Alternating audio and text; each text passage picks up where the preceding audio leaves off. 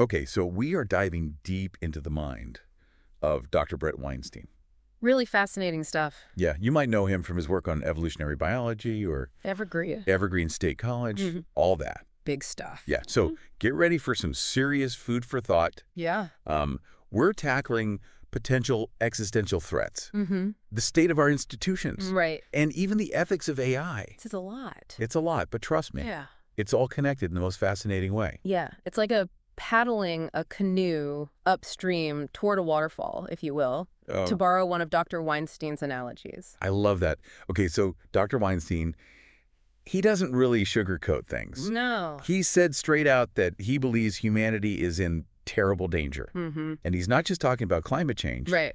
He sees a world on the brink, Yeah. facing multiple existential threats, and a lot of them stemming from our own actions. Which is really, I think, the scariest part. Where do we even begin? Well, it's fascinating how he links all of these threats to our evolutionary biology. Okay.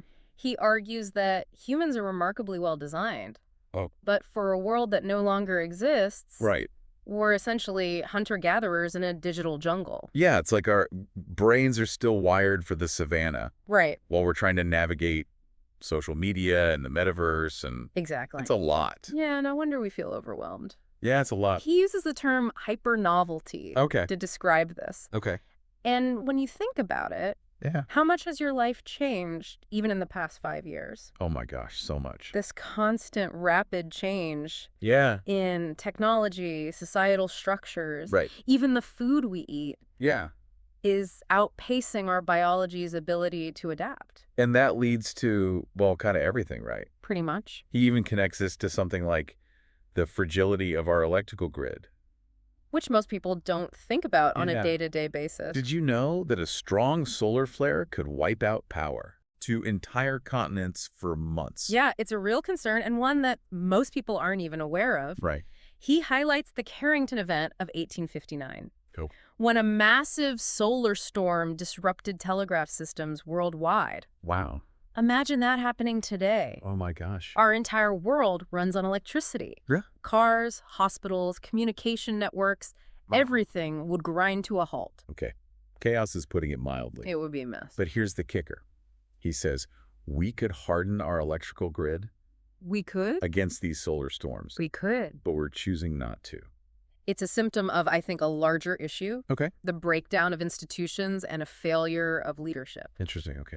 He argues that many of our institutions are no longer serving their intended purpose. Okay. They're focused more on self-preservation than on the greater good. So let's unpack this a bit. Okay. He specifically calls out the media and academia. Of course. And you probably felt this too, that trust in these institutions has eroded. Absolutely. I think it's palpable Yeah. in everyday life. It's definitely there. Yeah. So, okay, he argues they've become more focused on pushing narratives and less on seeking truth. Which is a very dangerous thing It is. for institutions to be engaged in. Yeah, and he's not just talking about bias. No? He argues there are active forces working against true investigative journalism and open academic discourse. Which are the hallmarks of a free society. Right, and he points to his own experience at Evergreen State College as evidence. Right. I mean, that's kind of the paradigm case or whatever of this. Right, his own experience being canceled, Yeah. for lack of a better term, by his own colleagues. Right. I've seen the videos. It's chilling to watch. It's really something. It really makes you question the state of free speech and open debate. It's a cautionary tale about what happens when dissenting voices are silenced, Yeah. especially in institutions meant to be bastions of critical thinking. Right. If the media and academia are failing us, where do we turn for reliable information? Right. In a world increasingly awash in misinformation. Right. It's like trying to find a glass of water in a flood zone. It's very difficult. So what does Weinstein suggest? He suggests it comes down to individuals being more discerning, Okay. seeking out diverse perspective, Okay. and cultivating strong personal relationships based on trust. Which is hard these days. It's very hard. Yeah. He also touches on the rise of AI Okay. and its potential to exacerbate this information crisis. And here's where it gets really interesting. It does. Right? Yeah, Because AI is a double-edged sword. totally. On one hand, it can connect us and amplify knowledge. Sure. But on the other... On the other, it could be used to manipulate and control on an unprecedented scale. Whoa, wow. We're talking about algorithms that can predict and exploit our every bias. Yeah. Creating echo chambers where we're constantly fed information that confirms what we already believe, Oh, wow. even if it's not true. That's scary. Yeah, it's a little bit like the Matrix. It's both fascinating and terrifying. Yeah. And speaking of which, we have to talk about Dr. Weinstein's take on the COVID-19 pandemic. Right. He holds some strong opinions about the origins of the virus, Yes. the efficacy of certain treatments, Mm-hmm. and the overall response from governments and health institutions. This is where things get a bit controversial. Yes, this is a touchy subject for sure. As he voices skepticism about certain aspects of the official narrative, Yeah. he alleges that the virus originated in a lab Okay. and criticizes the suppression of information about alternative treatments. It's important to note that these are just allegations, They are. and there are a variety of viewpoints on these topics. Of course. But he makes a case citing specific research Right. and events, and he ultimately points to the dangers of what he calls medical tyranny. Which is a very evocative phrase. It is, Yeah. where dissent is silenced and individuals are stripped of their right to make informed decisions about their own health. Which is a fundamental right What? that he sees as being eroded. And potentially a slippery slope. Very much so. Other things. He suggests that the pandemic exposed deep flaws in our systems Okay. and highlighted the need for greater transparency and accountability from those in positions of power. Right, because if we can't trust our institutions, then who can we trust? Exactly. Right. Whether you agree with his conclusions or not, Right. it's clear that Dr. Weinstein raises some vital questions about the pandemic He does. that deserve further investigation. He really does. Yeah. It's definitely given us all a lot to think about. It has. But let's shift gears for a moment to another area where Weinstein sees our evolutionary programming struggling to keep up. Artificial intelligence. Right. We're talking about the potential for both incredible progress Of course. and major societal upheaval. Of course, the two often go together. They do. They really do. Right. What is he thinking? Well, he argues that AI is already starting to outperform humans Okay. in areas like language, Sure. creativity, Oh, wow. and even emotional intelligence. Yeah. He uses the example of AI-generated movies, Okay. where characters of entirely fictional species Okay. are having nuanced conversations about humanity. Wow. The idea of AI writing and directing its own films is mind-blowing. It's pretty wild. You actually described an AI script where alien characters debate the ethics of genetic engineering. Which is something that we're struggling with right now We are. as a species. It really makes you wonder where human creativity ends and AI begins. That's right. And it raises profound questions about the nature of consciousness, Right. creativity, Mhm. and what it means to be human in a world where AI is becoming increasingly sophisticated. Wow. And it's not just our sense of self that's being challenged. No, AI is also poised to disrupt the job market in a major way, it is. potentially automating millions of jobs currently done by humans. Which is, I think, a huge cause of anxiety Right. for a lot of people. So what does that mean for those of us who rely on our jobs, not just for income, Right. but for a sense of purpose and identity? That's a critical question. Yeah. And one that Weinstein addresses head on. Okay. He encourages young people to develop what he calls a cognitive toolkit. Okay, I love this idea. Yeah.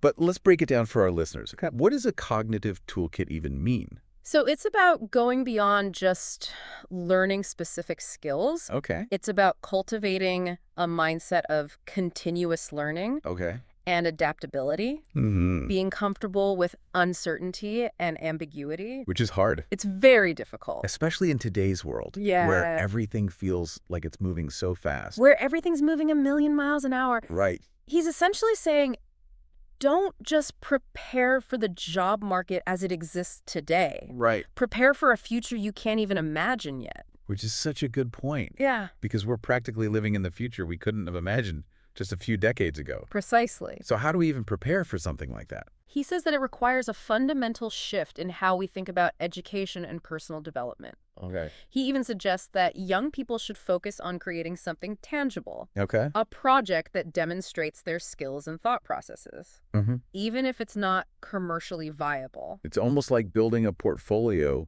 but like a real-world portfolio. Right. It's not just, Yeah. your resume and your cover letter. Right, It's exactly. like, what have you actually done? It's like, you could tell me, but show me. Exactly. Yeah. Show me that you can think for yourself. Exactly, and that you can adapt and pick up things really quickly and all that. Yeah.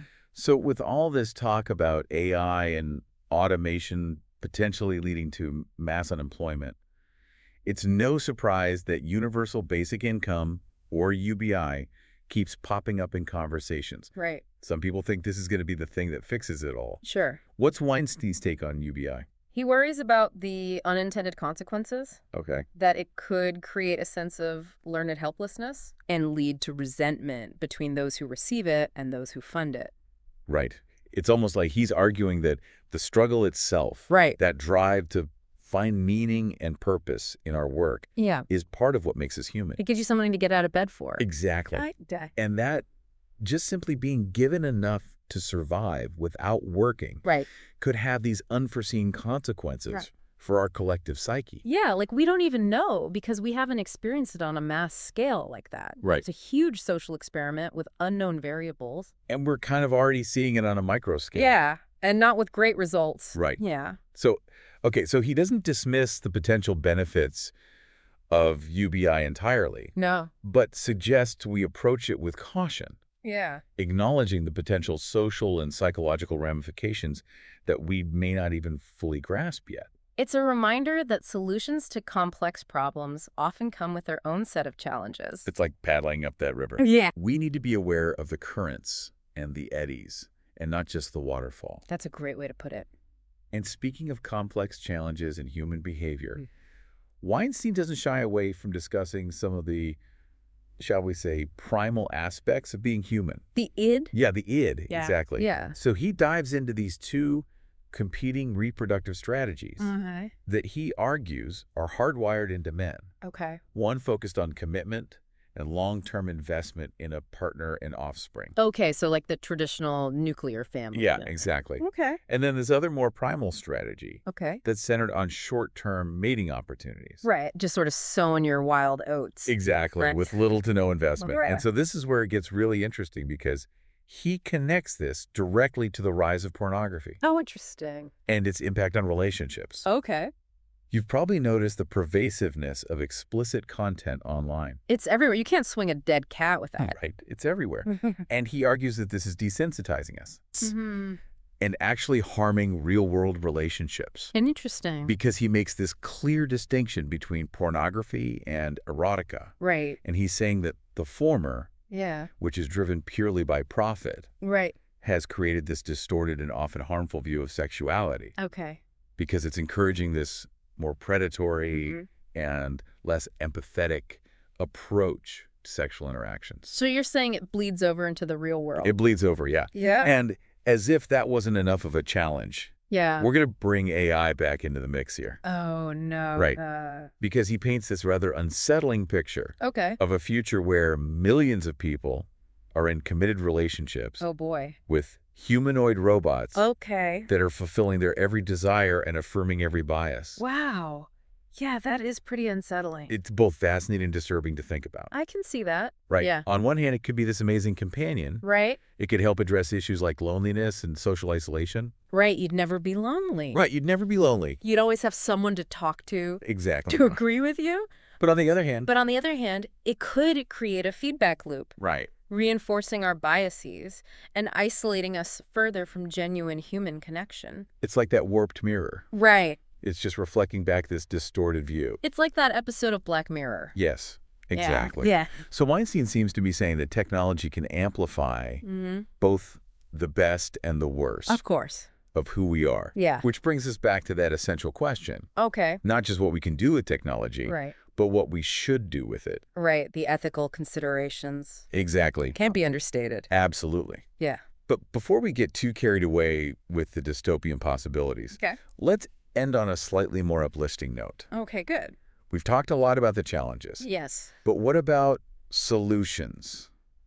What's Weinstein's advice for, say, parents trying to raise children Oh. in this rapidly changing world? That's a great question. Where do you even begin? It's tough. It's so tough. He emphasizes the importance of creating a stable and loving home environment Okay. where children feel safe and secure. Okay. It sounds simple, but in today's world, It's huge. it's more important than ever. It's like building that solid canoe. Yeah. Make sure it can handle those rapids ahead. Exactly. And while it's natural to want to protect our children, Of course. Weinstein suggests that parents should aim high, Okay. challenge their children to develop their full potential, Well, rather than shielding them from the world's complexities. I love that he encourages parents to trust their instincts. Yeah. And not get bogged down in the latest parenting fads or anxieties. Right. He seems to be saying that children are more resilient than we give them credit for. I think so, too. Yeah, Kids are remarkable like that. they are. They can bounce back from anything. They really can. Almost anything. Yeah. He also stresses the importance of modeling the behaviors and values that we want to see in our children. Yeah, be the change you want to see in the world. Right, Gandhi said that. right. Or maybe it was Wayne Gretzky. Maybe it was. I don't know. But it's true, though. Yeah. After all, children learn more from what we do Right. than from what we say. Actions speak louder than words. Exactly. And that ultimately, the best way to create a better future is to live by the values that we want to see reflected in the world around us. Couldn't agree more. And it's interesting because on that point of modeling, there's something else that Weinstein talks about that really struck me. Okay. He's a big believer in letting children experience struggle and even failure. Which is tough. It is tough as a parent, Tell me especially, about it. right, Yeah. to watch your kids struggle. He argues that it's through overcoming these challenges that they develop resilience. Okay. It's almost counterintuitive in today's world, It is. where we try to shield children from any sort of discomfort. Right. But he argues that those struggles are where the real learning and growth happen. It's like that old saying, falls make you stronger. Exactly. But it's easier said than done, Way easier said than done. especially when it's your kid. Right. Yeah. It's a balance, but it comes back to that trust. Okay. Trusting in their abilities, Okay. giving them the space to make mistakes, and being there to support them through the process. Right. It's about fostering independence and a sense of agency. So to bring it back to Weinstein's analogy, we're not just building a sturdy canoe for our kids. Right. We're also teaching them how to navigate those rapids themselves. Exactly. We're giving them the tools. He's equipping them with that cognitive toolkit to face whatever challenges life throws their way. Right. And to adapt and overcome. Exactly. And that brings us to one final crucial point: Okay. hope. Oh, I like that. Yeah, because with all these challenges swirling around, it's easy to feel overwhelmed, It is. almost hopeless. Yeah. You feel powerless sometimes. Right. But Weinstein really pushes back on that. Okay, good. He acknowledges the very real challenges we face, but emphasizes the importance of not giving in to despair. Okay. Even in the face of seemingly insurmountable obstacles, he argues, it's our responsibility to keep striving for a better future. So even when the current is strong Yeah. and the danger is real, he's saying it's always worth fighting for every inch of progress. That's right. We can't just give up. It's about maintaining that sense of agency, Right. that belief that we can still influence the course of events, no matter how dire things may seem. We can choose how we navigate those rapids. That's a great way to put it. We can choose how we build our canoes and how we teach the next generation to build theirs. Couldn't have said it better myself. Wow, what a journey. It really was. We've covered everything from solar flares to AI-generated movies to the future of, well, everything. The future of humanity. Right. Weinstein really challenges us to think differently about the world, about our place in it, and about what really matters in the grand scheme of things. He certainly makes us reconsider what it means to be human in the 21st century. Absolutely. And if there's one thing I'm taking away from this deep dive, it's that while the challenges are real and complex, so too is our capacity for resilience, innovation, and hope. Here. That's something to hold on to. Until next time, keep exploring, keep questioning, and keep paddling forward. You never know what amazing discoveries might be waiting just around the bend.